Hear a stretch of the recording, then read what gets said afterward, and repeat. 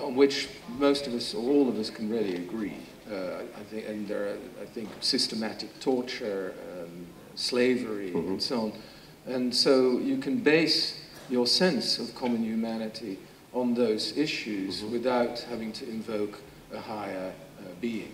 Okay. But when you take this example, for example, we can all agree in a democratic society on torture and things like that. We know from recent history that it isn't that easy, because you can even make democracy as some kind of idol that legitimizes in an almost fundamentalist way all the means to be used, even torture, to reach that higher goal. And then you are very close to what you say, taming the gods. That means also taming some kind of interpretations of democracy, which allows almost anything to be done on the way to it.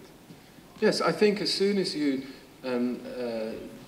support something or do something that is fundamentally inhumane, that is an assault on our common humanity, it doesn't matter whether you do it in the name of democracy or in the name of Allah or in the name of anybody else.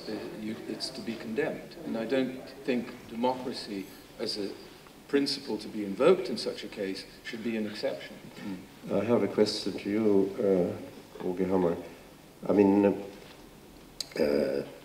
since you have a picture of your right to interpret the will of God, so to speak, what you need, a concept of God in your worldview, how do you make a distinction between your definition of human rights and, for instance, those expressed by the Pope during his recent visit to Great Britain, where he attacked secularism as a major threat to civilization, and where, if you excuse me if I now am partial, because on this issue I'm very partial, I mean, the prohibition of the use of contraceptives is extremely inhumane, denying the women the right to abortion, and also the views on homosexuality in the Catholic establishment. I mean, how do you make a distinction between your more liberal view of what is, so to speak, the will of God?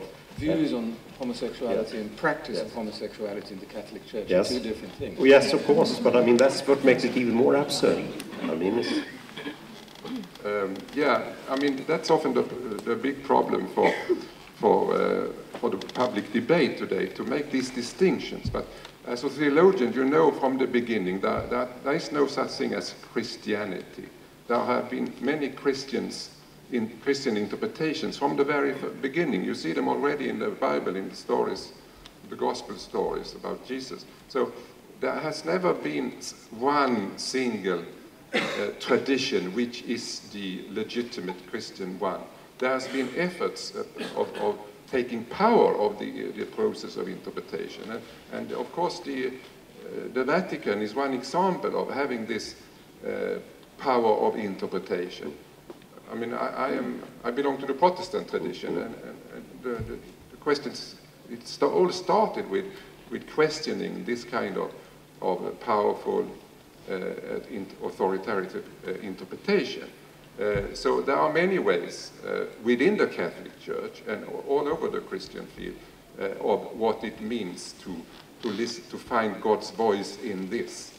It's not one interpreting something that was said a long time ago. It's being part of a process of tradition, of arguing, of listening in the present situation, and taking responsibility for what you might say.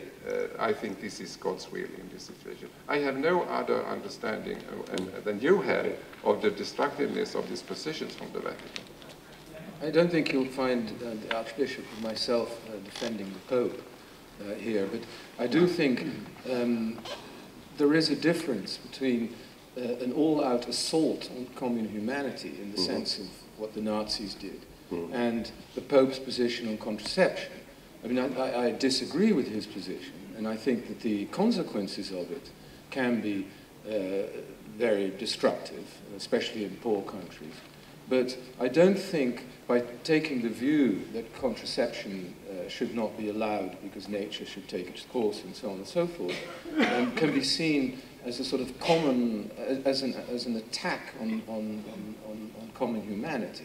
That would be taking it too far. I think it's a wrong-headed view, but it's not basically an inhumane view. But in your book, you also deal with the political use of religion and the fact that we have a sort of revival, or rather restaging of religion in a very modern form. I mean, this is sort of paradox that fundamentalism is a term which was originally coined in relation to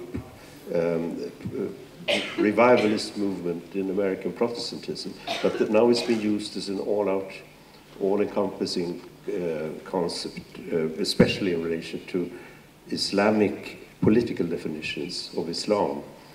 But how do you deal with the question of separation of the secular state versus religious powers in relation to these various kinds of fundamentalism? Because they are, the core of the fundamentalist project is really to reunite the state and religion, regardless almost of which religion it refers to.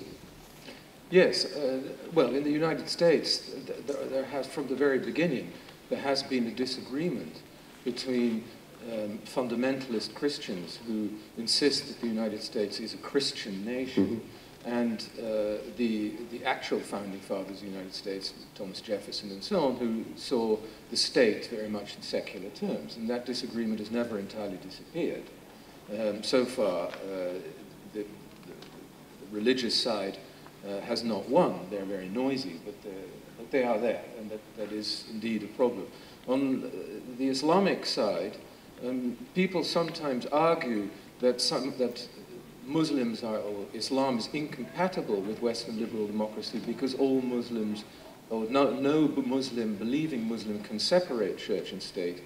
That may be so in theory. In practice, if you look at history, that separation has been part of Islamic history too. And I think most European Muslims do recognize that there is a separation between the state and their faith. Now, there is a revolutionary movement inside Islam which sees religion in ideological terms as a revolutionary movement. And that is indeed a danger that has to be taken seriously. And you deal with it by the use of the law, the police, intelligence services. You do everything to stop that from causing violence. The worst thing, in my view, to do is to do what some people advocate, is to sort of say that we're at war with Islam and that all Muslims are somehow to be distrusted, because I think it's very, at least it's very counterproductive, because the very people, the European Muslim citizens that we need on the side of liberal democracy will be pushed into the defensive, alienated, and are more likely then to sympathize with the revolutionary. As I'm sure you've learned since you came to Sweden,